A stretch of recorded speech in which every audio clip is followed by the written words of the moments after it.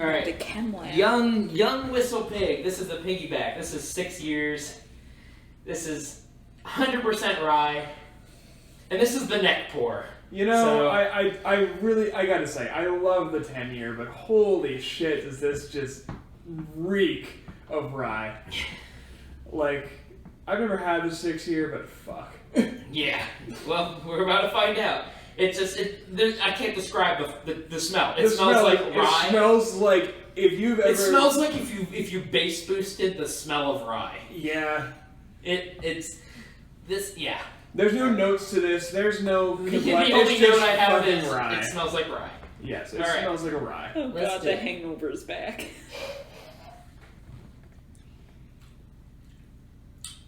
Well, that's a rye. Call me crazy. It has pickle notes. It does. No, Conveniently have a pickle ready. No, it has. It's not actually. It's not as overbearing as it smells. Yeah, but it is like, very. This is very spicy. This is like all different kinds of every kind of spice. The pickle's what's throwing me off because the only other one I know that's like that we were just talking about is the George Dickel rye.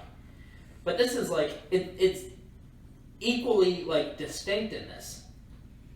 It has all of the rye spice and everything, but yeah, that pickle note's very interesting. But that rye spice, warm. It is very warm, and it's warm like in the upper chest. Mm-hmm. It's not like the what was it, the Yellowstone? Yeah, it's like warm way the fuck down here. Yeah, the Yellowstone was more lower in the anatomy regions. It makes sense. It makes sense. It makes sense. Trust me. But I mean, because here's the thing: this isn't as ridiculous as I remember it being. I don't know anatomy, so I said lower than the throat, and didn't know. It was just the contextual, well, you know, or lower the lack of context. It really be like that. It do be like that. Fuck. But this is like, I don't know. It smells like it's going to be a lot bitier than it is, but it's still like it's all rye spice. Oh yeah. It's the It's good. It's the quintessential flavors of a rye. It's just, again, like you turn the gain up on it. And that pickle note is still throwing me off. Yeah. But it's like strong, too. It's on the finish. And it's so like, the way I describe this is that like Lafroig and Ardbeg is to peat as this is to rye. Because those ones are peat bombs, no matter what you do. This is a rye bomb. 100%. The one that I had has had time to open up. It wasn't in the original bottle. And it was just as bitey of a rye. This is like, if you like rye and you want bitey, this is about the best you can get, because it's young, too. You get the heat. This would make a hell of a fucking old-fashioned. It really would. I would almost want to try it in Manhattan. Ooh. But it's really, I don't know. I don't know if the flavors of this would mix well with vermouth. I feel like the flavors of this lend itself really well to just a little bit of bitters.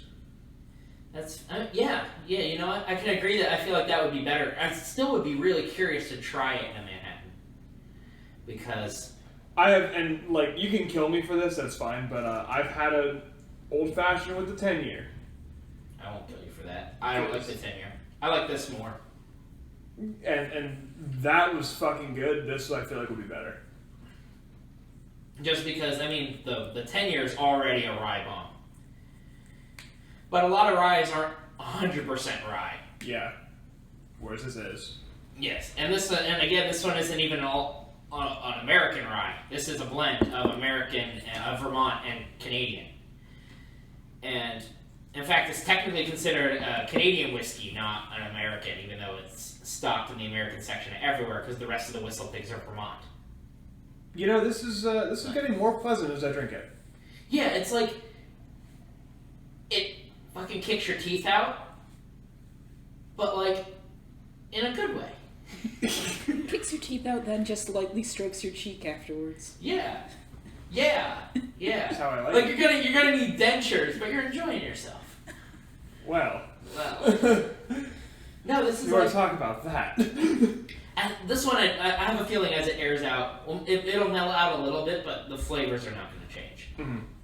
This one's, This is good. it's. I was expecting it. I hate saying that every bottle we try is so different than the others, but it's just true. This is like really different. Well, because a lot of like we haven't done a lot of sampling, like because we were talking about like Buffalo Trace and Eagle Rare and all those in that comparison video. And it's like those are kind of like the standard, standard generic. Not when we do the Maker's Mark line, that'll be the same way. Yeah, and it's like you're getting little subtle differences, but like at the end of the day, they are fucking standard bourbons. Right, but we're trying all the non-standard stuff. Yeah, like today we've done Yellowstone, Four Roses Single Barrel, and Widow Jane, all of which are so unique from each other. And they're all, they're opposite ends of the spectrum. And it has so much notes of pickle that Elise is eating a pickle slice. Speaking of Elise, can you give us some tasting notes on those pickles? Give me like give me the nose. What's the dill to bread and butter ratio? What's the give us some nose off the nose of that jar. Yeah, here. Let me see. I need to see the.